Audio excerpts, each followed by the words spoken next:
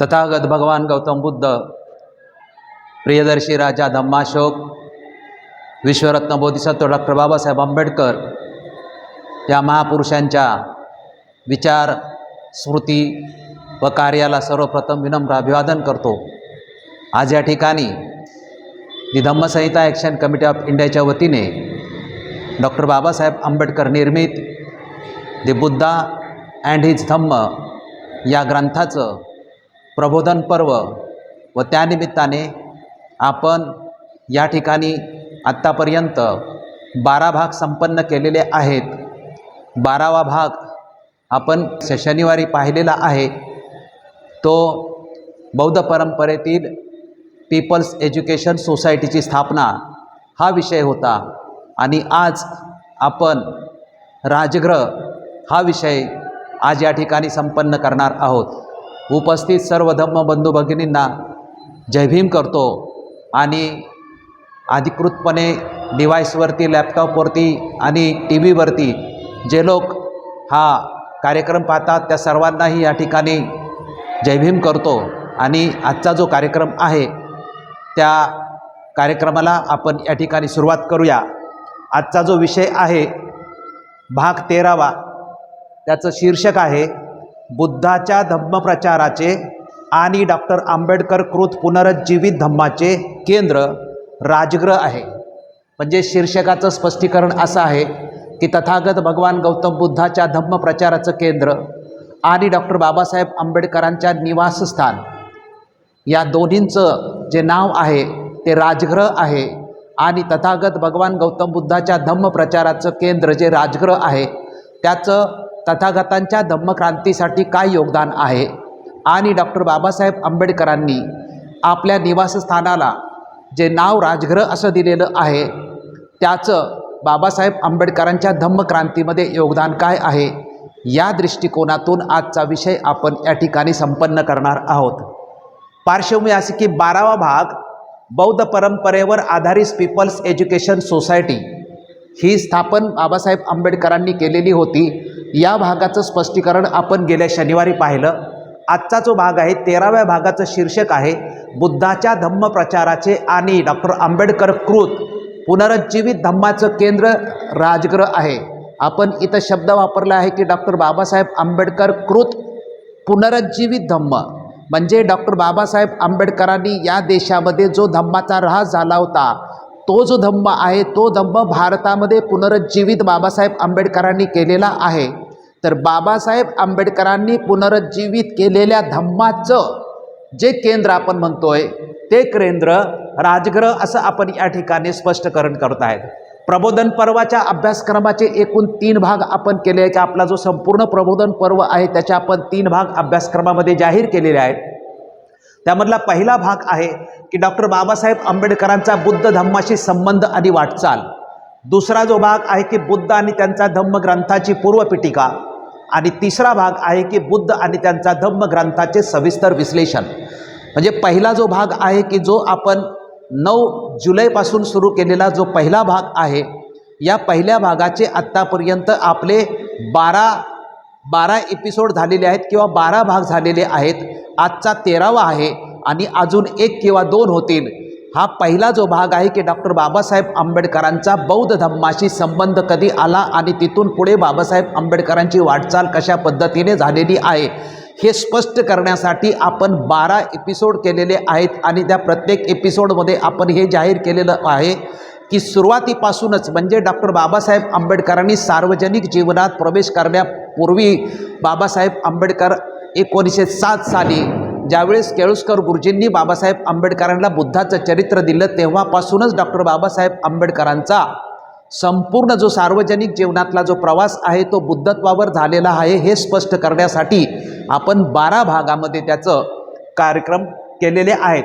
दुसरा जो भाग आहे तो आपण सुरू करणार आहोत की बुद्ध आणि त्याचा धम्म, म्हणजे बाबासाहेब आंबेडकरांनी बुद्ध आणि त्याचा धम्म हा ग्रंथ कधी लिहायला घेतली, त्याची संकल्पना काय, त्याचं प्रकाशन काय किंवा त्याचं संपूर्ण ग्रंथ प्रकाशनापूर्वी ज्या ज्या गोष्टी घडलेल्या आहेत त्या सर्व गोष्टींचं स्पष्टीकरण आपण दुसऱ्या भागामध्ये करणार आहोत। आणि त्यानंतर मग आपण अधिकृतपणे जो डॉक्टर बाबासाहेब आंबेडकरांचा 1957 साली ग्रंथ प्रकाशित झाला, त्या ग्रंथाच्या प्रत्येक पानावर असलेल्या शब्दाचं स्पष्टीकरण आपण करणार आहोत। त्यामुळे त्यातील पहिल्या भागाचं हे उद्दिष्ट म्हणजे डॉक्टर बाबासाहेब आंबेडकरांचा बुद्ध धम्माशी संबंध आणि वाटचाल, हा जो पहिला भाग आपला सुरू आहे आणि त्यातला 13वा भाग आज आपण या ठिकाणी करतोय। त्या पहिल्या भागाचं उद्दिष्ट काय आहे तर डॉक्टर बाबासाहेब आंबेडकरांचं व्यक्तिमत्व आणि समग्र आंबेडकरी चळवळ यांचा पाया आणि तात्विक अधिष्ठान बुद्ध धम्म आणि स्वातंत्र्य, समता व बंधुत्व ही तत्वत्रयी आहे। म्हणजे अधिकृतपणे आपण म्हटलं की संपूर्ण डॉक्टर बाबासाहेब आंबेडकरांच्या व्यक्तिमत्व विकासाचा, त्याचबरोबर बाबासाहेब आंबेडकरांच्या संपूर्ण चळवळीचा जो अधिकृत पाया आहे तो बुद्ध धम्म आणि तात्विक अधिष्ठान जे आहे ते स्वातंत्र्य, समता आणि बंधुत्व ही तत्वत्रयी आहे। ही आपण 12 भागात सिद्ध केलेले आहे आणि आजच्या 13व्या भागामधून सुद्धा तेच आपल्याला स्पष्ट करावयाचे आहे। विषय राजगृहाचा आहे। बौद्ध परंपरेत राजगृह हे नाव एका शहराचं आहे। म्हणजे बौद्ध परंपरेचा जर आपण अभ्यास केला आणि डॉक्टर बाबासाहेब आंबेडकरांनी बुद्ध आणि त्यांचा धम्म हा जो ग्रंथ दिलेला आहे, या ग्रंथामध्ये बाबासाहेब आंबेडकरांनी राजगृह हे एक मगध राज्याची राजधानी होती आणि हे शहराचं नाव आहे। म्हणजे बौद्ध परंपरेत राजगृह हे एका शहराचं नाव आहे। बुद्धाने राजगृह शहर हे धम्म प्रचाराचं प्रमुख केंद्र बनवलं होतं। म्हणजे आपण किंवा बाबासाहेब आंबेडकरांनी जी प्रेरणा घेतली असेल किंवा निवासस्थानाला नाव दिलेलं असेल, त्याचं त्यामधल्या कारणापैकी एक प्रमुख कारण होतं की बुद्धांच्या धम्माची जी प्रमुख केंद्र 2 होती, त्या 2 केंद्रापैकी एक प्रमुख केंद्र हे राजगृह होतं। बुद्धाच्या काळात व नंतरही या शहराचे धम्मासाठी योगदान आहे। म्हणजे तथागत भगवान गौतम बुद्धाच्या हयातीमध्ये तर या राजगृह या शहराने भगवंताच्या धम्मक्रांतीला तर अनमोल असं योगदान केलेलं आहे। परंतु तथागतांच्या नंतरही सुद्धा या शहराचं धम्माच्या क्रांतीसाठी अनमोल योगदान आहे। त्यामुळे हे एक शहर हे प्रेरणास्थान आहे। राजगृह शहराच्या प्रेरणादायी ऐतिहासिक बाबी लक्षात घेऊनच डॉक्टर बाबासाहेब आंबेडकरांनी आपल्या निवासस्थानाला राजगृह हे नाव दिलेलं अधिकृतपणे आहे। म्हणजे राजगृह हा आपला आजचा विषय आहे। राजगृह या विषयाची किंवा आजचा जो विषय आपण संपन्न करीत आहोत या विषयाची मर्यादा पण आपण लक्षात ठेवली पाहिजे। आपण सगळे कंगोरी किंवा सगळ्या दृष्टिकोनातून या शहराचा किंवा बाबासाहेब आंबेडकरांच्या निवासस्थानाची चर्चा आपण करणार नाही, तर त्याची मर्यादा पण आपण ठरवली ती अशी की बुद्ध काळातील राजगृह हे शहर आणि बाबासाहेबांचं निवासस्थान राजगृह या दोन्हींचं बौद्ध धम्मासाठी योगदान काय आहे एवढ्याच मर्यादित दृष्टिकोन अथवा उद्देश ठेवून विषयाची मांडणी केलेली आहे। म्हणजे राजगृह हे शहर तथागत भगवान गौतम बुद्धांच्या क्रांतीचं शहर, त्याचप्रमाणे डॉक्टर बाबासाहेब आंबेडकरांनी निवासस्थानाला जे नाव दिलं, या दोन्हीही राजगृहाचं धम्मक्रांतीच्या दृष्टिकोनातून त्या त्या काळामध्ये नेमकं काय योगदान आहे एवढ्या मर्यादित विषयावरतीच आपण आजचा कार्यक्रम संपन्न करीत आहोत। त्यातला पहिला भाग की बुद्धाच्या, आपण याचे 2 भाग केलेले आहेत। म्हणजे विषयाची जी मांडणी आपण केलेली आहे ती 2 भागामध्ये केलेली आहे, कारण एक शहराचं नाव आहे आणि एक निवासस्थानाचं नाव आहे। त्यामुळे आपण पहिला भाग म्हटलेला आहे की बुद्धाच्या धम्म प्रचाराचं केंद्र राजगृह हे शहर आहे।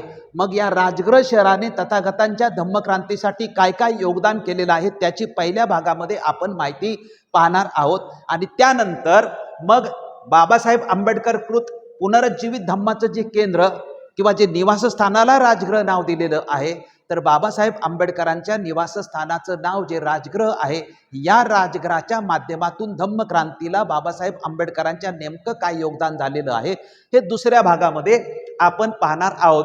पहिला जो भाग आहे, प्रथम आपण पाहूया की तथागतांच्या काळातलं राजगृह हे शहर आहे, या राजगृह शहराचं नेमकं योगदान कशा पद्धतीनं आहे। तर आपण जर इतिहास पाहायला गेला की या जगामध्ये 2500 वर्षाचा ज्ञात इतिहास आहे। अज्ञात इतिहास कोणी 10,000, 50,000, 5,000, 20,000 असं जरी म्हणत असेल, तर जगामध्ये ज्ञात इतिहास म्हणजे जो लिखित इतिहास आहे आणि ज्या साक्षी पुराव्या संपूर्ण सहित जो जगात आणि भारतात उपलब्ध आहे, त्या इतिहासामध्ये सुरुवात जर आपण बघितलं तर तथागत भगवान गौतम बुद्धाचा 2500 वर्षाचा इतिहास आहे आणि तो अधिकृत इतिहास तुम्ही क्रमिक पुस्तकामध्ये सुद्धा संपूर्ण इतिहासाचा अभ्यास केला तर क्रमिक पुस्तकामध्ये सुद्धा वंश, सुरुवातीचे सगळे वंश होते आणि या वंशांनीच राज्य केलं होतं. म्हणजे पहिला की त्या कालखंडामध्ये 16 जनपदं अस्तित्वात होती, 16 जनपदं अस्तित्वात होती आणि या 16 जनपदामध्ये या जनपदांची नावं तथागत भगवान गौतम बुद्धांचं जे बुद्ध आणि त्यांचा धम्म हा जो ग्रंथ बाबासाहेब आंबेडकरांनी लिहिलेला आहे त्या 16 जनपदाची नावं दिलेली आहेत. आपण त्या ग्रंथाचं ज्यावेळेस विश्लेषण करणार आहोत तेव्हा त्याचं स्पष्टीकरण सविस्तर करणारच आहोत.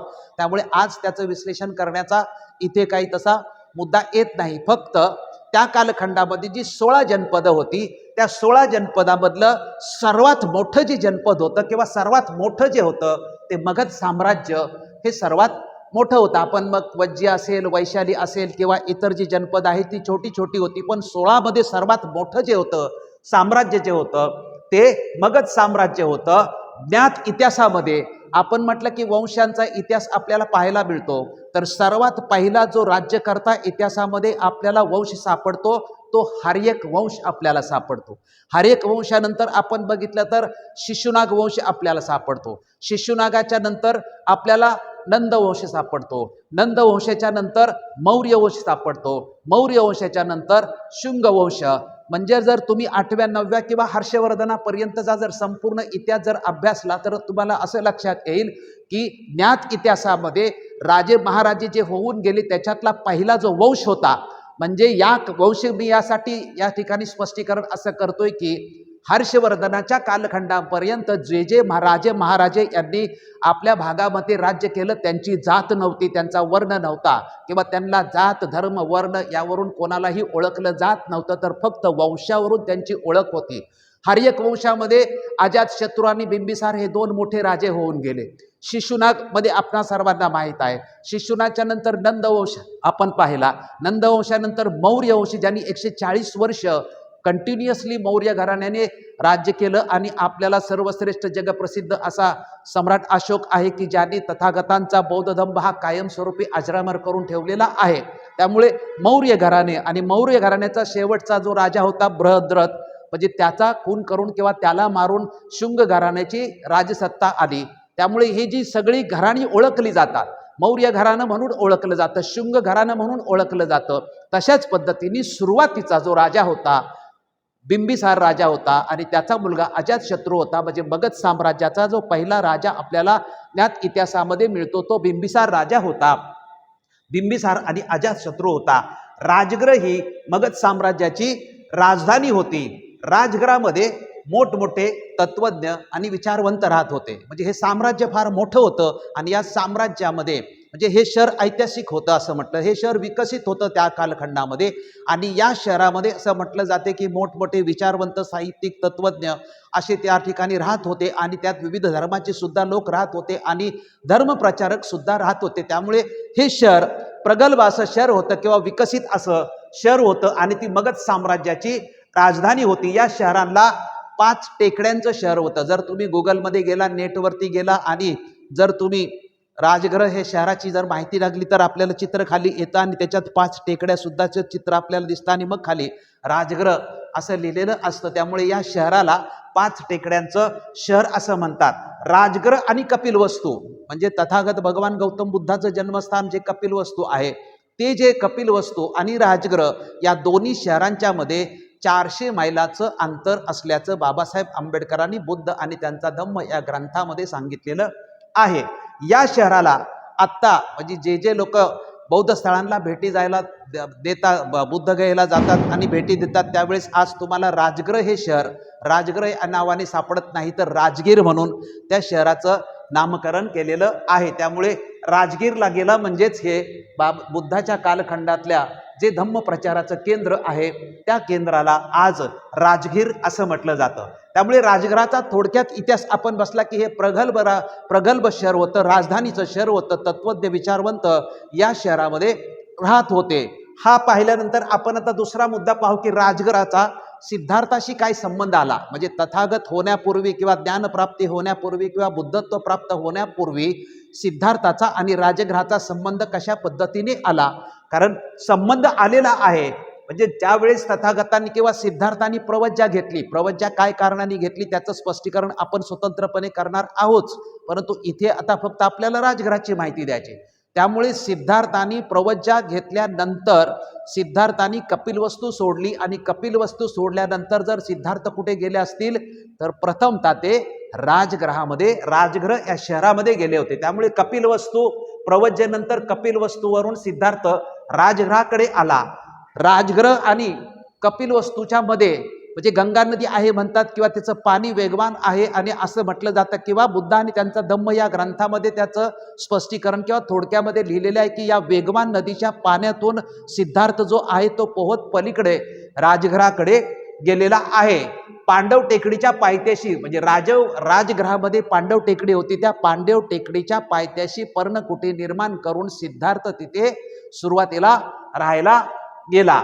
राजगृहामध्ये सिद्धार्थ गेल्यानंतर त्या पर्णकुटीत राहत असताना तिथे त्याला 5 संन्यासी भेटले, जे तथागतांची ज्ञानप्राप्ती झाल्यानंतर ज्या 5 भिक्खूंना तथागतांनी जे पहिलं प्रवचन केलं मध्यम मार्गाचं, ते सुरुवातीला तथागतांना भेटलेले आपल्याला दिसतात। म्हणजे प्रवचनेनंतर प्रथम कोण भेटलं होतं तर प्रथम 5 संन्यासी भेटले होते। हे 5 संन्यासी सिद्धार्थाला भेटल्यानंतर या 5 संन्यासांनी कपिलवस्तूमध्ये जी शुभवार्ता घडली होती त्या शुभवार्तेची माहिती दिली। म्हणजे प्रवज्जा कशासाठी घेतली होती तर आपण पाहिलं की रोहिणी नदीच्या पाण्याचा जो संघर्ष झाला होता आणि या पाण्याच्या संघर्षातून शाक्य आणि कोलीय यांचं जे युद्ध करायचं की नाही करायचं आणि युद्धाचा ठराव शाक्यांनी केला होता आणि त्या विषयाच्या संदर्भामध्ये तथागतांनी युद्ध नको हा जो विषय मांडला होता किंवा ही जी भूमिका घेतली होती, या भूमिकेला अनुसरून तथागतांना प्रवज्जा घ्यावी लागलेली होती।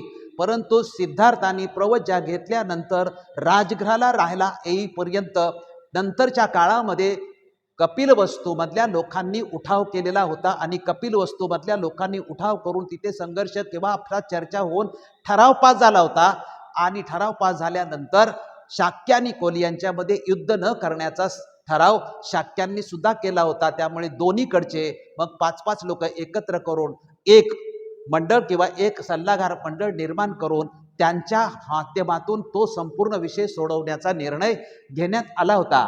त्यामुळे या 5 संन्यासी जे सिद्धार्थाला भेटले, या 5 संन्यासांनी सिद्धार्थला विचारलं की आता तू ज्या कारणासाठी प्रवज्जा घेतलेली आहे त्या कारणाचा ते कारण तर संपलेलं आहे किंवा तो विषय संपलेला आहे, त्यामुळे पुन्हा आता तू आपल्या कपिलवस्तूला जाऊ शकतोस। त्यावेळेस सिद्धार्थाने विचार केलेला आहे, चिंतन केलेलं आहे आणि काय चिंतन केलेलं आहे ते आपण पाहणार नाही, आपण नंतर पाहू। पण चिंतन केल्यानंतर निर्णय घेतलेला आहे की जायचं नाही, इथून पुढे आपण संपूर्ण दुःखमुक्तीच्या सिद्धांताचा पूर्णपणे आपण शोधच लावायचा आहे।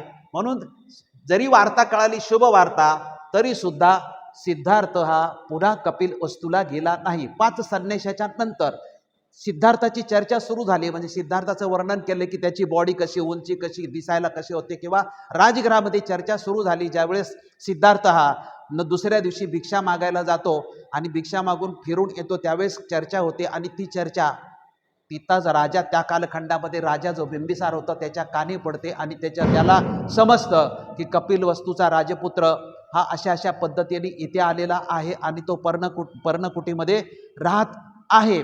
त्यामुळे राजाने तो नेमका कुठे आहे याचं आपल्या प्रधानाला किंवा सेवकाला सांगितलं की तो नेमका कुठे जातोय आणि कुठे थांबतोय आणि त्यांनी कुठं विश्रांती घेणार आहे ते स्थान पाहून ये। आणि ते स्थान पाहिल्यानंतर राजा बिंबिसार आहे तो सिद्धार्थाला भेटायला जातो। सिद्धार्थाला भेटल्यानंतर सिद्धार्थ आणि राजांच्या मध्ये जो संवाद होतो तो संवाद अतिशय महत्त्वपूर्ण संवाद आहे।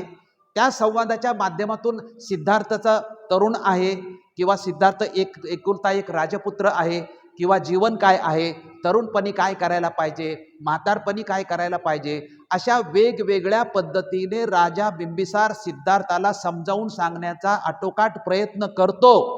परंतु सिद्धार्थाला जेवढे संदेशात्मक समजावून सांगण्याचा राजा बिंबिसारांनी प्रयत्न केला तर राजा बिंबिसाराच्या सर्व प्रश्नांची उत्तरं किंवा राजा बिंबिसाराने जे जे मुद्दे सांगितले होते त्या सर्व मुद्द्यांचं व्यवस्थितपणे विनम्रपणे सिद्धार्थाने स्पष्टीकरण दिलेलं होतं। आणि स्पष्टीकरण दिल्यानंतर म्हणजे त्याच्यामधला एक मुद्दा अतिशय महत्त्वाचं आहे की आपण सगळे नंतर करणारच आहोत, परंतु बिंबिसारला उत्तर देताना एक अतिशय महत्त्वाचा वाक्य सिद्धार्थाने म्हटलं होतं की या जगात किंवा पृथ्वीच्या पाठीवरती संपत्तीचे वारसदार खूप मिळतात. म्हणजे या जगामध्ये संपत्तीचे वारसदार आपल्याला असा कोणीच असणार नाही की तो संपत्तीचा वारसदार व्हायला तयार असणार नाही. या जगात संपत्तीचे वारसदार होण्यासाठी प्रत्येक व्यक्ती तयार असते, परंतु विचाराचे वारसदार मात्र होताना आपल्याला आढळत नाहीत. अशा पद्धतीने तात्विक दृष्टिकोनातून अतिशय सुंदर पद्धतीने सिद्धार्थाने राजा बिंबिसाराला उत्तर दिलेलं होतं आणि बिंबिसाराचे सगळे मुद्दे शांतपणे अतिशय सुबक अशा पद्धतीने खोडून काढल्यानंतर बिंबिसाराने सांगितलं की हे राजपुत्रा बाबा, तू जर तुझ्या भूमिकेवरती जर ठाम असशील आणि तुला जर हा दुःखमुक्तीचा सिद्धांत जर शोधून काढायचा असेल तर तू तुझं कार्य करण्यास यश सिद्धीस देण्यासाठी तू मोकळा आहेस, माझं काहीच ऑब्जेक्शन असणार नाही. परंतु जर तुला तुझं कार्य सिद्धीस केल्यानंतर किंवा तुला ज्ञानप्राप्ती झाल्यानंतर किंवा तुला जे काही पाहिजे ते यश मिळाल्यानंतर मात्र प्रथमतः तू मला येऊन भेटायला पाहिजे. आणि त्यावेळी सिद्धार्थ हा म्हणतो आणि राजा बिंबिसार आणि सिद्धार्थाचा संवाद जो आहे तो अशा पद्धतीने होतो.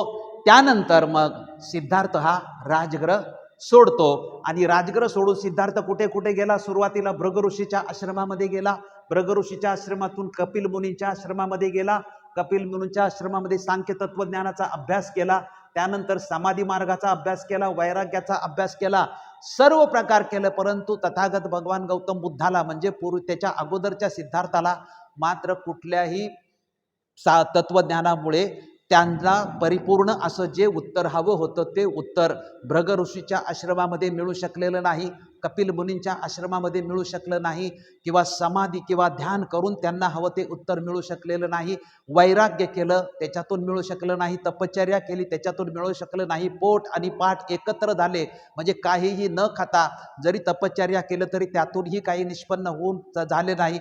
सर्व मार्ग सिद्धार्थाने 6 वर्षामध्ये केले, परंतु कुठल्याही मार्गातून सिद्धार्थाला जे उत्तर हवं होतं ते उत्तर मात्र सिद्धार्थाला मिळालं नाही. आणि मग शेवटी सिद्धार्थाने त्याचा प्रश्न डोक्यात घेतला आणि 40 दिवसाचं अन्न स्वतःजवळ ठेवलं आणि मग चिंतनाला बसला आणि चिंतनातून सिद्धार्थाला त्याच्या सर्व प्रश्नांची उत्तरं मिळाली. म्हणून म्हटलं जातं की चिंतनातून तथागतांना ज्ञानप्राप्ती झालेली आहे.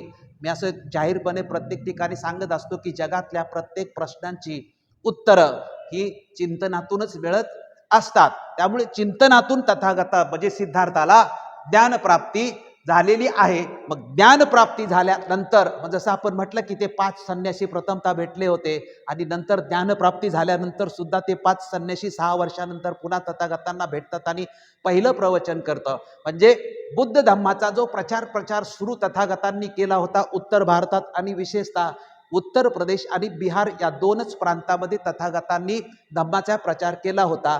धम्माच्या प्रचारासाठी उत्तर प्रदेश आणि बिहार प्रांतामध्ये जे तथागत फिरलेले आहेत त्या फिरलेल्यामध्ये तथागतांची धम्म प्रचाराची 2च प्रमुख केंद्र होती. त्याच्यातलं एक केंद्र राजगृह आहे आणि दुसरं जे केंद्र आहे ते श्रावस्ती आहे. जे श्रावस्ती एक नंबरचं केंद्र आहे आणि त्या खालोखाल राजगृह आहे. म्हणजे या दोन्हीही शहरांचं महत्त्व अधिकृतपणे आहे. तथागत म्हणजे सिद्धार्थ तथागत भगवान गौतम बुद्ध झाल्यानंतर श्रावस्तीला तथागतांनी एकूण 75 वेळा भेट दिलेली आहे आणि राजगृहाला तथागतांनी एकूण 24 वेळा भेट दिलेली आहे. इतर जी शहरं आहेत, पावा असेल, कुशिनारा असेल, देवदह असेल, वैशाली असेल, कपिलवस्तू असेल, इतर जी त्या भागातली किंवा उत्तर प्रदेश आणि बिहार प्रांतातली जी शहरं होती या शहरांना भेटी दिल्या किंवा थांबत प्रचार प्रसार केला. परंतु जास्त वर्षावास जर तथागतांचे कुठे झाले असतील तर या 2 शहरामध्ये. त्यामुळे राजगृह आणि श्रावस्ती ही 2 जी आहेत ही 2 तथागतांच्या धम्माच्या प्रचाराची प्रमुख अधिकृत केंद्र तथागतांनी बनवलेली होती. त्यामुळे राजगृह हे बाबासाहेब आंबेडकरांनी आपल्या निवासस्थानाला नाव देण्याचं प्रमुख कारण काय आपल्या लक्षात येतं ऐतिहासिक दृष्टिकोनातून? तर तथागत भगवान गौतम बुद्धाच्या धम्माच्या प्रचाराचं अधिकृतपणे केंद्र जे होतं ते काय होतं? राजगृह हे शहर हे अधिकृतपणे होतं. त्यामुळे धम्मप्रचाराची जी केंद्र आहेत ती दोनच मोठी केंद्र होते. आपण म्हटलं की श्रावस्तीला जर आपण गेलो तर श्रावस्तीचं जेतवन आणि अनाथपिंडक आपल्या लक्षात येतो. आणि हे जे राजगृह आहे तर राजगृहाचा राजाच बिंबिसार आणि त्याच्यानंतर अजातशत्रू असा होतो. आता राजगृह आणि बुद्ध यांचा संबंध काय येतो, आपण राजगृहाची माहिती घेत आहे. त्यामुळे राजगृहामध्ये सारीपुत्त आणि मोगललान म्हणजे सर्वप्रथम धम्म प्रचाराची केंद्र बनवल्यानंतर जर मोठं यश तथागतांना धम्माच्या दृष्टिकोनातून आलं असेल तर ते सारीपुत्त आणि मोगलान या दोन विचारवंत किंवा श्रेष्ठ ब्राह्मण असा शब्द वापरलेला आहे. या दोघांची दीक्षा झालेली आहे राजगृहामध्ये. राजगृहामध्ये या दोघांचा जो प्रमुख होता तो संजय होता आणि एकूण हे लोक 250 लोक होते आणि या 250 लोक आणि संजय हा प्रसिद्ध होता. तर राजगृहामध्ये हे त्यांच्या पद्धतीने त्यांच्या सिद्धांतावर कार्यरत होते. परंतु मोगललान आणि सारीपुत्त हे दोघे जण एकत्र होते. ते नात्याने कुणीही नव्हते तरी सख्या भावासारखे ते एकत्रितपणे राहत होते. आणि ते ज्याच्या जवळ राहत होते किंवा ज्याला बॉस म्हणून मानत होते त्याचा जो सिद्धांत होता त्या सिद्धांतापासून ते 100% किंवा मनापासून तो सिद्धांत त्यांना आवडत नव्हता. अजून काहीतरी यामध्ये कमतरता आहे असं त्यांना सातत्याने वाटत होतं आणि त्यामुळे ते अजून काही आपल्याला मिळतंय का याच्या शोधातच सातत्याने होते. आणि त्यांनी एकमेकाला असं सांगितलं की तुला जर सिद्धांत मिळाला तर तू मला सांग आणि मला जर मिळाला तर मी तुला सांगेन. आपण एकमेकाला सर्वप्रथम सांगून आपण तो स्वीकारावं. आणि मग राजगृहामध्ये राहत असताना एके दिवशी तथागतांच्याकडे नुकताच भिक्खू झालेला एक भिक्खू राजगृहामध्ये फिरत असताना सारीपुत्ताने पाहिला आणि सारीपुत्ताने मग त्याच्या पाठी तो कुठे कुठे भिक्षा मागून जातोय आणि कुठे थांबतोय. तिथं गेल्यानंतर त्या भिक्खूला विचारलं की तू ज्या गुरुची दीक्षा घेतलेली आहे तर तुझ्या गुरुचं नेमकं तत्वज्ञान काय आहे. त्यावेळेस त्या भिक्खूला तत्वज्ञान काय आहे तथागतांचं हे सांगता येत नव्हतं, कारण त्याने नुकतीच दीक्षा घेतली होती आणि त्याला तथागतांच्या संपूर्ण तत्वज्ञानाचं विश्लेषण करता येत नव्हतं. त्यामुळे त्यांनी सांगितलं की मला माझे गुरु तथागत भगवान गौतम बुद्ध आहेत आणि मी नुकतीच दीक्षा घेतलेली आहे. त्यामुळे तथागतांचं जे तत्वज्ञान आहे मी काय तुला संपूर्णपणे विश्लेषित करू शकणार नाही. तरी पण सारीपुत्त म्हणला की तुला जे काय कळतंय किंवा तुला जे काय तथागतांनी सांगितले असतील 4 शब्द ते तू आम्हाला सांग.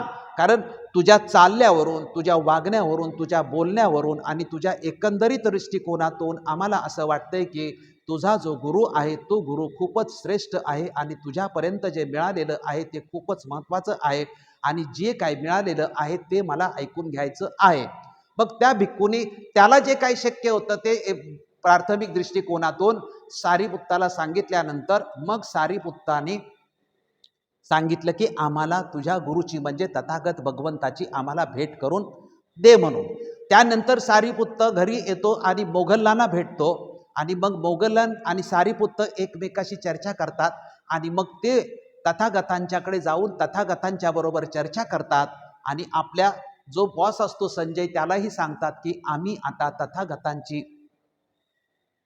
गुरुत्व म्हणजे शिष्यत्व स्वीकारणार आहे.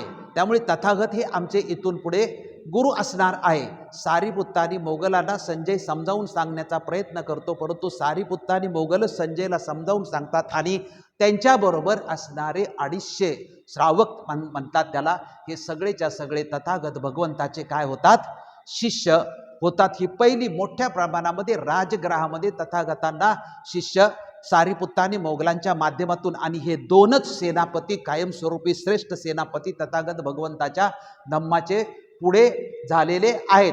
हे पाहिल्यानंतर सारीपुत्त आणि मोगलान आणि त्यांच्याबरोबर 250 श्रावकांचा जो संघ आहे, संपूर्ण जो संघ आहे तो त्याने तथागतांचं शिष्यत्व पत्करलेलं आहे. ही जी वार्ता आहे ही वार्ता राजवाड्यापर्यंत जाऊन पोहोचते, राजापर्यंत जाऊन पोहोचते आणि मग राजाच्या असं लक्षात येतं की एवढा मोठा श्रावक संघ जर एखाद्या गुरुचं शिष्यत्व पत्करत असेल तर नक्कीच तो जो गुरु आहे त्या गुरुचं तत्वज्ञान हे अतिशय महत्त्वाचं असणार आहे किंवा श्रेष्ठ असणार आहे किंवा मानवी कल्याणाच्या दृष्टिकोनातून नक्कीच ते तत्वज्ञान चांगलं असणार आहे. ते काय आहे हे आपल्याला पाहिलंच पाहिजे आणि ती उत्सुकता राजा बिंबिसाराला लागते आणि मग राजा बिंबिसार हा तथागतांच्याकडे येतो आणि तथागतांच्याकडे आल्यानंतर त्याला चित्र दिसतं. ज्यावेळेस राजा बिंबिसार तथागतांच्याकडे येतो त्यावेळेस हे जे त्यांनी जी ऐकलेली असते वार्ता की संजय किंवा सारीपुत्त मोगलान हे जे असतात हे तथागतांच्या बरोबर बसलेले असतात आणि राजा तिथे आलेला आहे आणि राजा तथागतांच्या बरोबर बसतो आणि तो पाहतो. त्यावेळेस त्याला शंका येते की तथागतांनी त्या संजयचं नेतृत्व स्वीकारलं आहे, गुरुत्व स्वीकारलं आहे का या लोकांनी स्वीकारलेलं आहे. याचं स्पष्टीकरण थोडंसं संदर्भ मिळत नव्हता किंवा राजा गोंधळून जातो. त्यावेळेस तथागतांनी संजयला आणि सारीपुत्त मोगलांना सांगितलं की तुम्ही सांगा की काय नेमकं झालेलं आहे आणि कशा पद्धतीनं तुम्ही शिष्यत्व स्वीकारलेलं आहे. तो सगळा प्रसंग राजाला थोडक्यामध्ये सांगितल्यानंतर राजा बिंबिसाराच्या लक्षात येतं की तथागतांचं जे तत्वज्ञान आहे ते तत्वज्ञान या लोकांनी स्वीकारलं आहे आणि त्याचं या लोकांनी शिष्यत्व तथागतांचं घेतलेलं आहे. आणि त्यानंतर मग तथागतांच्या बरोबर चर्चा होते आणि चर्चा होऊन तथागतांनी जो काही संदेश राजा बिंबिसाराला दिला जातो आणि मग राजा बिंबिसारांनी त्यावेळेस तथागतांना विनंती केली होती की मी तुम्हाला शरण येतो आणि आजीवन मला उपासकाची तुम्ही दीक्षा द्या. मी आजीवन तुमचा शिष्य म्हणून राहण्यास तयार आहे. आणि तिथे मग सारीपुत्त आणि मोगलाच्या नंतर राजा बिंबिसार हा तथागतांचा काय होतो? शिष्य होतो. त्यामुळे हे जे राजा बिंबिसाराने झाल्यानंतर मग राजा बिंबिसाराला विचार पडतो की तथागतांचा आता हा मोठा संघ आहे, मग हा मोठा संघ राहणार कुठे? म्हणून त्याचा विचार करून तथागतांच्या बरोबर चर्चा करून अधिकृतपणे राजगरामध्ये जे तथागतांनी धम्म प्रचाराचं प्रमुख केंद्र बनवलं होतं त्या राजगरा शहरातलं एक वेळुवन नावाचं जे उद्यान होतं ते प्रसिद्ध उद्यान हे बिंबिसाराचं होतं. ते वेळुवन उद्यान जे आहे हे तथागतांच्या भिक्षू संघाला राहण्याची सोय करण्यासाठी दान म्हणून दिलेलं आहे. त्यामुळे आपण म्हटलं की मगध राज्याची ही जी राजधानी राजगृह हे जे शहर आहे हे तथागतांच्या धम्मक्रांतीसाठी किती महत्त्वाचं योगदान केलेलं शहर आहे हे यावरून आपल्याला लक्षात येतं. त्यानंतर याच शहरामध्ये अनाथपिंडक आहे. अनाथपिंडक कुठला आहे? श्रावस्तीचा आहे. परंतु तो एके दिवशी जेतवन किंवा बिंबिसाराच्या राजघरामध्ये आला होता आणि राजघरामध्ये त्याची बहीण दिली होती. त्यामुळे तो बहिणीला भेटायला आला होता, मेव्हण्याकडे आला होता. आणि ज्या घरामध्ये बहीण दिली होती त्या घरातली जी व्यक्ती होती ती मोठी व्यक्ती होती. ती राजदरबारी कोषाध्यक्ष म्हणून कार्यरत होती. आणि नेमके अनाथपिंडक म्हणजे अनाथपिंडकाचं मूळ नाव सुदत्त. हा सुदत्त जो आहे तो राजगृहाला आल्यानंतर आपल्या नातेवाईकांच्या घरी येऊन बघतो तर घरी संपूर्ण जेवणाची तयारी चाललेली आहे. म्हणजे गोडधोड लाडू किंवा करंजा किंवा जे वेगवेगळे गोडधोड पदार्थ आहे आणि एखादा मोठा उत्सव आहे अशा प्रकारचं वातावरण त्या नातेवाईकाच्या घरी असल्याचं दिसतं. आणि मग तो प्रश्न विचारतो की हा काय प्रकार आहे की नेमका आता काय सण नाही, उत्सव नाही किंवा असं काहीच प्रसंग दिसत नाही, तरी एवढी तयारी कुणासाठी आहे? आणि मग एवढी तयारी एक आमचे गुरु येणार आहेत किंवा तथागत येणार आहेत त्यांच्यासाठी ही जी संपूर्ण तयारी आहे ही ऐकल्यानंतर त्या सुदत्ताला म्हणजेच अनाथपिंडकाला सुद्धा उत्सुकता लागते की बाबा नक्की हे जे गुरु आहेत हे नक्की हे गुरु कोण आहेत की एवढी त्यांच्यासाठी एवढी जय्यत तयारी इथे केली जाते. राजापासून ते संपूर्ण लोक त्यांना गुरु मानतात आणि त्यांना एवढं महत्त्व देतात. त्याला उत्सुकता होते. आणि दुसऱ्या दिवशी मग तथागत ज्यावेळेस त्या ठिकाणी भोजनाला येतात, त्यांचा संघ ज्यावेळेस भोजनाला येतो आणि भोजनाला आल्यानंतर भोजन झाल्यानंतर प्रत्येक ठिकाणी तथागत काय करायचे? थोडक्यात प्रवचन करायचे किंवा संदेश सांगायचे. ते सांगितल्यानंतर मग सुदत्ताच्या म्हणजे अनाथपिंडकाच्या लक्षात आलं की हा गुरु किती महान आहे किंवा श्रेष्ठ आहे. तिथेच त्याने तथागतांच्याकडे शरण जाऊन तथागतांना सांगितलं की मला तुमचा कायमस्वरूपी शिष्य करून घ्या. त्यामुळे अनाथपिंडक जो आहे तो श्रावस्तीचा होता. श्रावस्तीचा प्रसेन राजा आपण म्हणतो की प्रसेन राजाच्या जास्त गोष्टी आपल्या लक्षात येतात. जसा राजघरामध्ये बिंबिसार राजा आणि अजातशत्रू तसा श्रावस्तीमध्ये प्रसेनजित राजा होता आपल्याला. त्यामुळे श्रावस्ती मधला सुदत्त म्हणजे अनाथपिंडक हा राजघरामध्ये आला असताना त्याच्या मेव्हण्याच्या किंवा नातेवाईकाच्या घरी तथागत भोजनाला येतात आणि तो प्रसंग पाहिल्यानंतर तिथेच तो तथागतांचा काय होतो? शिष्य होतो. आणि तथागतांचा शिष्य झाल्यानंतर पुन्हा जसं वेळून राजा बिंबिसाराने तथागताच्या भिक्षू संघाला दान दिलं होतं राहण्यासाठी, तशाच प्रकारची इतिहासामध्ये फार मोठी नोंद, म्हणजे आपण म्हटलं की राजगृह हे जरी पहिल्या नंबरला अधिकृतपणे असलं तरी अनाथपिंडकाच्या नंतर आपण बघतो की तथागतांचे जीवनामध्ये म्हणजे 75 वेळा श्रावस्तीला जेतवनामध्ये भेट देतात आणि 24 वेळाच ते राजगृहाला भेट देतात. म्हणजे अनाथपिंडकांनी किती मोठ्या प्रमाणात योगदान केलं आपल्या लक्षात येतं. अनाथपिंडकाची दीक्षा झाल्यानंतर मग अनाथपिंडक श्रावस्तीला तथागतांना निमंत्रित करतो आणि श्रावस्तीला येण्यापूर्वी त्याने तथागत जिथपर्यंत येणार आहे तिथे प्रत्येक ठिकाणी प्रचार प्रसार मोठ्या प्रमाणामध्ये करतो आणि श्रावस्तीला आल्यानंतर तथागतांचं पाहुणचार किंवा जेवण किंवा ही सगळी सोय केल्यानंतर तथागतांच्या भिक्षू संघाच्या राहण्याची जी सोय आहे त्या सोयीची आपण कहाणी किंवा गोष्ट सगळ्यांनी पुस्तकात ऐकलेली आहे. अनाथपिंडकांनी की सोन्याच्या मोहऱ्या टाकून जेवढी जागा मिळेल तेवढी जागा घेऊन त्या ठिकाणी अनाथपिंडकांनी तथागतांच्या राहण्याचे म्हणजे जेतवन जे आहे हे बौद्ध इतिहासामध्ये अशी अतिशय प्रसिद्ध आहे की सोन्याच्या मोहऱ्या हातरून मिळवलेली ती जमीन तथागतांना त्याने दान म्हणून दिलेली आहे. त्यामुळे बिंबिसाराची दीक्षा वेळवून दिलं जातं, अनाथपिंडकाची दीक्षा हे जेतवन दिलं जातं आणि तिसरी जी दीक्षा आहे ती जीवकाची दीक्षा आहे. म्हणजे जीवक जो आहे आपण बौद्ध धम्माच्या इतिहासामध्ये वाचाल किंवा बुद्ध आणि त्याचा धम्म या ग्रंथामध्ये पण वाचाल की जीवक हा सुद्धा राजगृहामधलाच आहे. आता जीवकाचा इतिहास काय आहे तो थोडक्यामध्ये आपण लक्षात घेतला पाहिजे की हा जो मुलगा आहे याचा जन्म कसा झाला, याचे आईबाप कोण आहेत हे इतिहासामध्ये कोणालाही माहीत नाही. कारण याला जन्मल्यानंतर एका टोपलीमध्ये घेऊन स्मशानामध्ये ती टोपली ठेवली होती आणि मग सकाळी काही लोकांनी पाहिल्यानंतर मग ती टोपलीमधलं ते मूल जे आहे ते मूल नेमकं कुणाचं काय आहे याचा काही पत्ता नाही. परंतु तिथं पब्लिकची सकाळी गर्दी जमल्यानंतर त्या नगरातला जो राजकुमार आहे तो राजकुमार ती गर्दी पाहतो आणि त्या गर्दी पाहिल्यानंतर तिथे जवळ जाऊन चौकशी करतो. त्यावेळी त्याच्या लक्षात येतं की कोणीतरी टोपलीत मूल ठेवलेलं आहे. त्या मुलाचा आई वडील किंवा कोणाचं आहे हे कुणालाही माहिती नाही. ते मूल घेऊन जातो आणि त्या मुलाला वाढवतो. त्या मुलाला वाढवून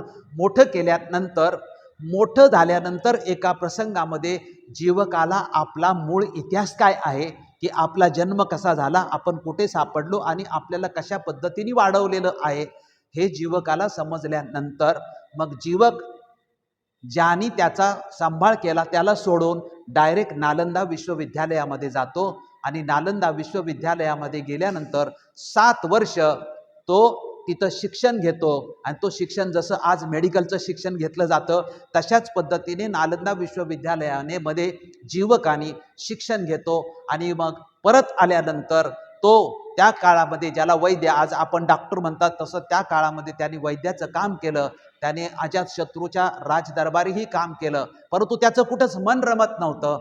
मग तो तथागतांच्याकडे आला आणि तथागतांच्याकडे येऊन त्याने तथागत म्हणजे त्या काळातला फेमस असा म्हणजे त्यांनी ऑपरेशन किती केली किंवा मोठमोठे आजार याचे अनेक प्रसंग आहेत त्या प्रसंगात आपण जात नाही. परंतु जीवकांनी कोणाकोणाला जे असाध्य रोग झाले होते अशा अनेकांना जीवकाने बरं केलं होतं परंतु त्याचं मन कुठेही रमत नव्हतं. म्हणून तो आला आणि तथागतांच्याकडे आला पण तथागतांनीही त्याला दीक्षा देण्यास नकार दिला. कारण तुझं जे महत्त्व आहे की तुझं लोकांच्या दृष्टिकोनातून अधिकृतपणे महत्त्व फार आहे.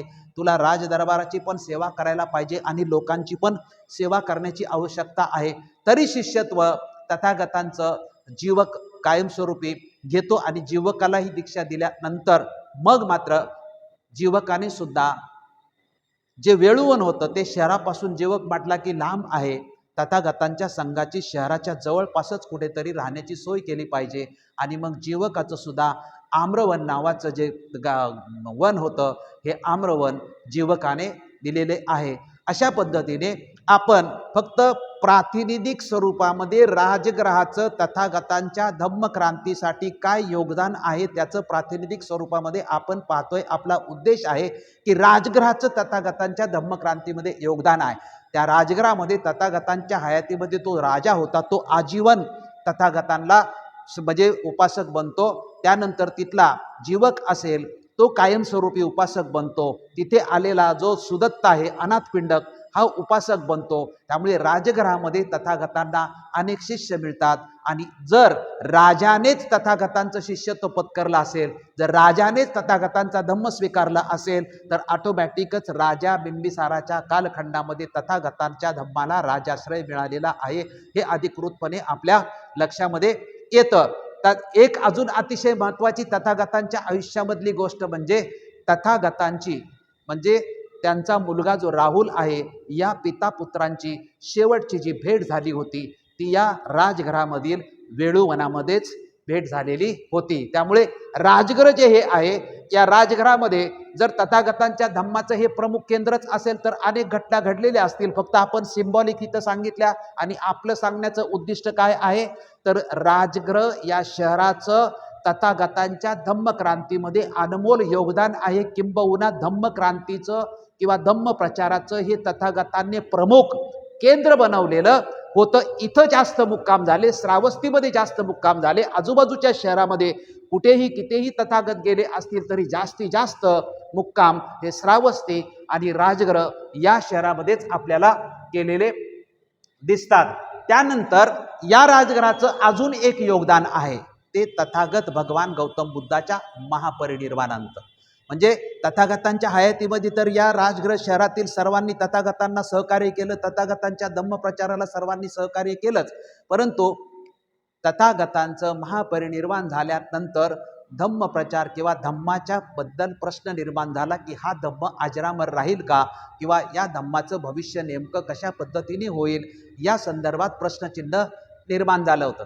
कशामुळे प्रश्नचिन्ह निर्माण झालं होतं? तथागत भगवान गौतम बुद्धाचं महापरिनिर्वाण कुठे झालं तर कुशीनारामध्ये झालं.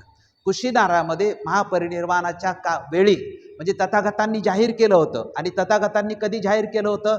आपण इतिहासामध्ये वाचतो की 3 महिने अगोदर जाहीर केलं होतं की अमक्या अमक्या दिवशी अमक्या अमक्या प्रहरी आणि अमक्या अमक्या वेळेला मी माझा देह ठेवणार आहे, हे तथागतांनी जाहीर केलं होतं. त्यामुळे आनंदाने अनेक वेळा तथागतांना सूचना केल्या होत्या की तुम्ही जे देह ठेवणार आहे किंवा परिनिर्वाण स्वीकारणार आहे ते कुशीनारामध्ये नको, इथे करा तिथे करा. तथागतांनी त्याचंही महत्त्व समजावून सांगितलं होतं. त्यामुळे ती जी तथागतांच्या परिनिर्वाणाची वेळ त्या दिवशी जवळ आली होती आणि त्या दिवशी कुशीनारामध्ये तथागत आले होते आणि कुशीनाराच्या संपूर्ण नगरामध्ये वार्ता पसरली की तथागत कुशीनारामध्ये आलेले आहेत आणि शेवटच्या प्रहरी आज ते आपला प्राण ठेवणार आहेत. ही चर्चा शहरामध्ये होती. त्याच शहरामध्ये सुभद्र नावाचा एक व्यक्ती राहत होता आणि ही चर्चा ऐकल्यानंतर मग त्याची अशी इच्छा झाली की मला तथागतांच्याकडून कुठल्याही प्रकारे धम्मदीक्षा ही घ्यायचीच आहे. आणि मग तो सर्वस्व घरदार सगळं सोडतो आणि डायरेक्ट जिथे तथागत होते तिथं जाऊन तो तथागतांना भेटण्यासाठी प्रयत्न करतो. तथागत आणि आनंद हे दोघे असताना सुभद्र बाहेर आलेला आहे. सुभद्राला आनंदाने सांगितलं की तू तथागतांना भेटू शकत नाही, कारण तथागतांची आता परिनिर्वाणाची वेळ पण जवळ आली आहे आणि तथागतांची तब्येत आता बरोबर नाही, त्यामुळे आता मी कुणालाही भेटायला परवानगी देत नाही. तरी सुद्धा सुभद्र हा हट्ट करत होता की मला काही करून तथागतांना भेटायचंच आहे. आणि त्यांचं हे जे थोडं मोठ्याने चर्चा चालू संवाद सुरू होता तो संवाद तथागतांच्या आतमध्ये कानावरती पडतो आणि मग तथागतच आतून आनंदाला आवाज देतात की हे आनंदा, तो सुभद्र जो आलेला आहे त्याला आतमध्ये येऊ दे म्हणून. आणि मग तो आतमध्ये आनंद सुभद्राला परवानगी देतो आणि मध्ये आतमध्ये आल्यानंतर मग सुभद्राचं आणि तथागतांचं बोलणं होतं. आपण गेल्या कार्यक्रमामध्ये याचं स्पष्टीकरण पाहिलेलं सुद्धा आहे की तथागतांनी सुभद्राला शेवटचा काय संदेश दिलेला आहे. इथं पुन्हा त्याचा उल्लेख का आला तर कुशीनारामध्ये ज्या वेळेस तथागतांचं परिनिर्वाण होण्याची वेळ जवळ येते त्याच वेळेस तथागतांनी शेवटची जी धम्मदीक्षा ज्या व्यक्तीला दिलेली आहे त्या व्यक्तीचं नाव आहे सुभद्र. तर सुभद्रला दीक्षा दिल्यानंतर तथागतांचं काय होतं? महापरिनिर्वाण होतं, म्हणजे देहावासन होतं. तथागतांचा मृत्यू झालेला आहे.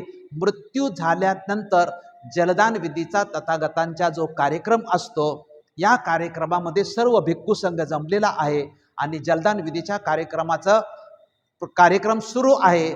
महाकश्यप हे अध्यक्ष संघाचे मुख्य अध्यक्ष कार्यक्रमाचे आहेत आणि मग सगळा संघ आहे जलदान विधीच्या काळामध्ये सगळे भिक्खू दुःखी अंतकरणाने बसलेले असतात आणि भाषण किंवा बोलणं चालणं ते दुःखच करून बसलेले असतात. जे वातावरण दुःखमय असतं तिथे जो हा नुकताच भिक्खू झालेला जो सुभद्रा असतो, या सुभद्राने मात्र तिथे वातावरण जे दुःखी वातावरण असतं त्या सगळ्यांना तो प्रश्न करतो, लोकांना विचारतो की आता तुम्हाला दुःख करण्याचं काय कारण आहे?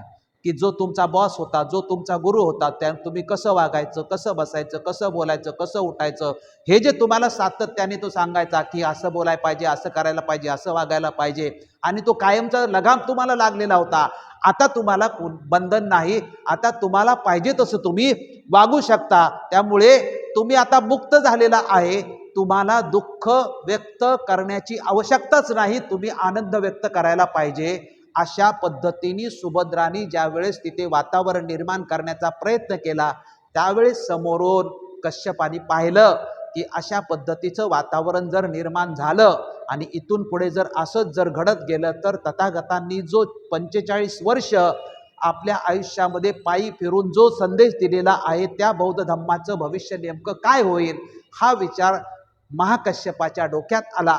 आणि मग महाकश्यपानी काही ठराविक जे ज्येष्ठ अर्हंत भिक्खू आहेत या भिक्खूंच्या बरोबर चर्चा केली आणि त्या चर्चा केल्यानंतर तथागतांनी जो धम्म सांगितला होता तो तिथपर्यंत कशा पद्धतीने होता, तो मुखदगत होता.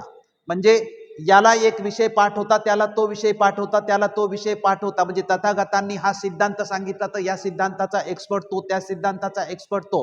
म्हणजे त्या कालखंडामध्ये लिहिण्या वाचण्याचं काहीही नव्हतं किंवा ते लिहून ठेवलेलं नव्हतं. त्यामुळे प्रत्येकाला पाठ झालेलं होतं किंवा ते मुखोद्गत केलेलं असायचं. त्यामुळे याच्यामध्ये बदल होऊ शकतो. म्हणून तथागतांनी सांगितलेलं जे तत्वज्ञान आहे त्याची निश्चिती करण्याचा जो निर्णय महाकश्यपानी घेतला आणि तो निश्चिती करण्यासाठी पहिली जी संगीती भरवण्यात आली ही पहिली संगीती राजगृहामध्ये भरवण्यात आली. राजगृहामध्ये संगीती भरवण्यासाठी जबाबदार कोण झाला? सुभद्र झाला. त्याचं वागणं असं होतं की तथागत भगवान बुद्धाच्या धम्माला प्रश्नचिन्ह निर्माण करणारं त्याचं वागणं होतं. त्यामुळे संघाने ठरवलं की हे तथागतांचं जे सगळं आहे ते एकत्रितपणे आपल्याला संकलन करायला पाहिजे आणि त्याच्यावर आपल्याला संघाने शिक्कामोर्तब करायला पाहिजे. म्हणजे तथागतांचं जे नाही किंवा त्याच्यात मिक्सचर जे आहे किंवा मूळ शुद्ध जो बुद्ध धम्म आहे त्याचं संकलन आपल्याला करण्याची अतिशय आवश्यकता आहे. आणि म्हणून मग संघाने ठरवलं आणि मग संघाने जी पहिली धम्मसंगीती जी आहे ती पहिली धम्मसंगीती राजगृहामध्ये सप्तपर्णी गुफामध्ये झाली. आणि ह्या संपूर्ण पहिल्या धम्मसंगीतीचा जो खर्च होता, त्याचं जे नियोजन होतं किंवा त्याची जी संपूर्ण सोय करायची होती, ही संपूर्ण सोय बिंबिसाराचा पुत्र त्यावेळेस अजातशत्रू हा सत्तेवरती होता, राजगादीवरती होता आणि त्यांनी संपूर्ण सोय केलेली होती. एकूण किती भिक्खू होते तर तथागतांचं तत्वज्ञान निश्चित करण्यासाठी एकूण 500 अर्हंत भिक्खू होते संगीतीमध्ये. संगीती जेवढ्या झाल्या त्या प्रत्येक संगीतीमध्ये सहभागी असलेले भिक्खू हे अर्हंत पदाला पोचलेले भिक्षू होते. तर 500 भिक्खू होते.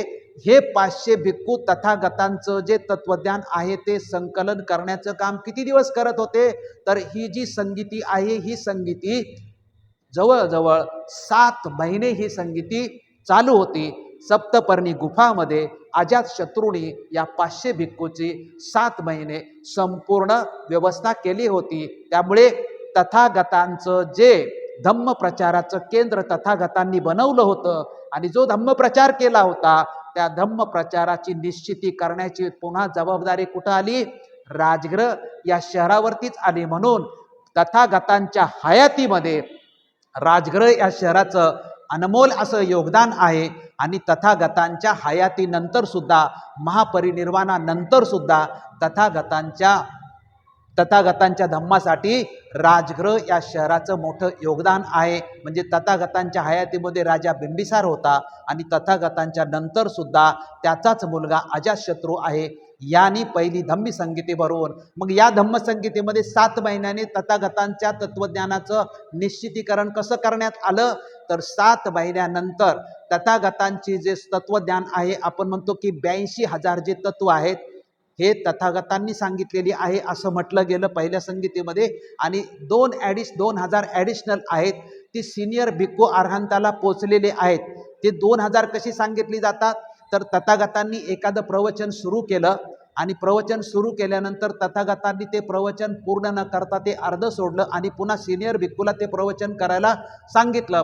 तर अशा पद्धतीने 2000 जी सूत्र आहेत ती भिक्खूंची आहेत आणि 82,000 जी सूत्र आहेत ही तथागत भगवंतांनी सांगितलेली आहे. असं आपण म्हणतो की एकूण 84,000 तत्वांचं सूत्र जे तथागतांनी सांगितलेलं आहे असं पहिल्या धम्मसंगीतीमध्ये निश्चित झालेलं आहे. त्यामुळे जे पहिलं जे सूत्र आहे त्याला आपण काय म्हणतो, त्रिपिटकामधलं जे पहिलं पिटक आहे त्याला आपण काय म्हणतो, सुत्त पिटक. सुत्त पिटक म्हणजे तथागतांनी जी 84,000 जे सूत्र आहेत किंवा 84,000चं तत्वज्ञान आहेत सूत्रांचं, ते एक पहिलं पिटक. आणि दुसरं पिटक जे आहे ते विनय पिटक आहे. विनय पिटक म्हणजे जो भिक्खू संघ होता, या भिक्खू संघाची आचारसंहिता. भिक्खू संघाने कसं राहायचं, कुठं राहायचं, विहारामध्ये राहिला तर कुठे झोपायचं, कसं बसायचं, काय खायचं, काय प्यायचं, समोर आपल्या बरोबर नियम केला होता की 7च वस्तू असल्या पाहिजे, 7 वस्तूपेक्षा 8वी वस्तू जवळ असली नाही पाहिजे. त्याने भिक्षा मागाय गेली तर कशी भिक्षा मागाय पाहिजे, ते असा नियम होता की भिक्षुनी भिक्षा मागाय गेल्यानंतर सुद्धा तुम्हाला भिक्षा कोण वाढतंय त्याच्याकडे किती डोळे उंच करून बघायचं किंवा नजर किती ठेवायची, कोण वाढतंय किंवा त्यामध्ये नेमकं काय वाढलं जातंय हे सुद्धा बघायचं नाही. असे बारीक सारीक नियम जे आहेत हे एकूण असं म्हटलं जातं की विनय पिटक 227 नियमांचे म्हणजे प्रमुख नियम हे विनय पिटकाचे 227 होतं. म्हणजे राजगृहामध्ये जी पहिली धम्मसंगीती भरली, या पहिल्या धम्मसंगीतीमध्ये 7 महिने विचार करून 500 भिक्खूंनी विनय पिटक आणि सुत्त पिटक हे 2 पिटकं निश्चित केलेली आहेत. सुत्त पिटकामध्ये 84,000 सूत्र सांगितली आणि विनय पिटकामध्ये 227 सूत्र सांगितलेली आहेत. ही 2 पिटकं पहिल्या धम्मसंगीतीमध्ये निश्चित केलेली आहेत. एकूण बौद्ध धम्मामध्ये किती सांगितली जातात, 3 पिटकं ज्याला आपण त्रिपिटकं म्हणतो. परंतु 3 पिटकं पहिल्या धम्मसंगीतीमध्ये निश्चित झालेली नाहीत, तर पहिल्या धम्मसंगीतीमध्ये 2 पिटकं झाली, एक सुत्त पिटक आणि विनय पिटक. सुत्त पिटक म्हणजे संपूर्ण बौद्ध धम्माचं तत्वज्ञान आणि विनय पिटक म्हणजे संपूर्ण भिक्खू संघाची आचारसंहिता. ही सुत्त पिटक कोणी सांगितली, ही 84,000 तत्व आहेत, ही 84,000 जी तत्व आहेत ही कोणी सांगितली, तर सुरुवातीपासून शेवटपर्यंत म्हणजे तथागतांनी परिव्रज्जा घेतल्यापासून ते तथागतांचं परिनिर्वाण होईपर्यंत तथागतांच्या बरोबर कायमस्वरूपी असणारी व्यक्ती म्हणजे कोण होतं, आनंद होता. आनंद हा कोण होता, त्यांचा चुलत भाऊच होता. त्यामुळे सुरुवातीपासून शेवटपर्यंत तथागतांच्या बरोबर आनंद होता. त्यामुळे तथागतांनी जे जे प्रवचन केली किंवा तथागतांनी जे जे भगवान सिद्धांत सांगितले किंवा जे जे तत्वज्ञान सांगितलं, हे संपूर्ण तत्वज्ञान जे आहे ते कुणाला माहीत होतं, आनंदाला माहीत होतं. परंतु तथागतांच्या महापरिनिर्वाणाच्या वेळेपर्यंत आनंद मात्र अर्हंत झालेला नव्हता. त्यामुळे 499 भिक्खूंची पहिली संगीती घेण्याचं ठरवण्यात आलं आणि मग आनंदाने रातोरात ध्यान करून अर्हंत पदाला पोचला आणि मग त्याला संगीतीमध्ये पहिल्या परमिशन मिळाली किंवा प्रवेश मिळाला आणि आनंदाने 84,000 जी सूत्र आहेत ती सांगितली. आणि त्या प्रत्येक सूत्र सांगितल्यानंतर महाकश्यप जे अध्यक्ष होते हे संघाला प्रश्न विचारायचे की हे बरोबर आहे का, हे निश्चित आपण करायचं का, आणि संघ त्यावेळेस परवानगी देताना प्रत्येक सूत्र हे निश्चित केलं गेलं. अशी एकूण 84,000 जे सूत्र आहेत ही पहिल्या धम्मसंगीतीमध्ये निश्चित करण्यात आली. आणि 227 विनय पिटकाचे जे नियम आहेत ते कोणी सांगितले, तर विनय पिटकामध्ये म्हणजे बौद्धांची नव्हे भिक्खू संघाची जी आचारसंहिता, ह्या आचारसंहितेचे सर्व नियम जर कुणाच्या पाठ असतील, मुखदगत असतील, तर ते कुणाच्या होते, उपालीच्या होते. उपाली हा नावी समाजातून आलेला होता. आपण पाहिलं की उपालीने मग आनंदाचं सुत्त पिटक झाल्यानंतर उपालीने भिक्खू संघाच्या आचारसंहिताचे नियम सांगितले आणि त्या नियमाची निश्चिती भिक्खू संघाने केले. ते एकूण प्रमुख 227 नियम आहेत. त्यामुळे पहिली जी धम्मसंगीती झाली, या पहिल्या धम्मसंगीतीमध्ये सुत्त पिटक आणि उनय पिटक निश्चित करण्यात आलं. म्हणजे तथागत भगवान गौतम बुद्धाचं संपूर्ण तत्वज्ञानाची निश्चिती राजगृह या शहरामध्ये झाली. त्यामुळे राजगृह या शहराचं भगवंताच्या हयातीमधल्या धम्मक्रांतीला आणि भगवंताच्या नंतरच्या धम्मक्रांतीला सुद्धा अनमोल असं योगदान या राजगृह शहराचं आहे. या संपूर्ण योगदानाचं महत्त्व लक्षात घेऊनच डॉक्टर बाबासाहेब आंबेडकरांनी आपल्या निवासस्थानाला राजगृह असं नाव दिलेलं असेल, असं आपण म्हणतोय किंवा नाव दिलेलं आहे. आपण या सर्व मुद्द्यांचा एकत्रितपणे जर अभ्यास केला की राजगृह या शहराचं ऐतिहासिक योगदान तथागतांच्या धम्मक्रांतीला काय आहे, तर आपण पाहिलं की राजगृह हे बुद्धाच्या धम्म प्रचाराचं प्रमुख केंद्र होतं. याचं स्पष्टीकरण आपण पाहिलं. राजगृह हे शहर त्या काळातील प्रगत व विकसित शहर होतं. म्हणजे त्या शहरामध्ये तत्वज्ञ होते, विचारवंत होते, धम्म प्रचारक होते, म्हणजे सर्व धर्माला तिथे वाव होता आणि प्रगल्भ असं विकसित हे शहर होतं. आणि त्या काळातले जी जनपद होती त्याच्यातलं हे मोठं साम्राज्य होतं आणि या साम्राज्याची ही काय होती, राजधानी होती. मगध साम्राज्याच्या राजाने आजीवन उपासकाची दीक्षा घेतली होती. म्हणजे 16 जनपदामधलं जे सर्वात मोठं साम्राज्य होतं त्या साम्राज्याचा जो राजा होता त्याने तथागत भगवंताची आजीवन उपासकाची दीक्षा घेतली होती. म्हणजे धम्माश्रय किंवा राजाश्रय ज्याला आपण म्हणतो तो त्यांना मिळालेला होता. इथे विचारवंत, तत्वज्ञ, धर्मप्रचारक मोठ्या प्रमाणात राहत आहेत. आपण पाहिलं बुद्ध परंपरेतील व बुद्धाच्या जीवन प्रवासातील हे प्रमुख शहर आहे. म्हणजे जास्तीत जास्त मुक्काम हे कुठे झालेले आहेत, श्रावस्तीच्या नंतर राजगृहामध्ये झालेले आहेत. बुद्ध धम्म व बुद्ध संस्कृतीचा वारसा सांगणारं व प्रेरणा देणारं हे अधिकृतपणे शहर आहे. म्हणजे आजही आपण बुद्ध स्थळाला भेटी द्यायला जातो त्यावेळेस राजगृहाला भेटी द्यायला जातो, ज्याला आज राजगीर असं म्हणतात. जे आता पुढे जाणार आहेत त्यांनी हे सगळं आठवावं की राजगीर या शहराचं म्हणजे तेव्हाच्या राजगृहाचं किती महत्त्व तथागतांच्या दृष्टिकोनातून आहे. आणि त्याची प्रेरणा किंवा त्याची एक आठवण मेमोरियल म्हणून डॉक्टर बाबासाहेब आंबेडकरांनी आपल्या निवासस्थानाला राजगृह हे नाव दिलेलं आहे. त्यामुळे बुद्धाच्या नंतर ही धम्मसंगीतीद्वारा त्रिपिटकाची निर्मिती करून धम्म निश्चित केला.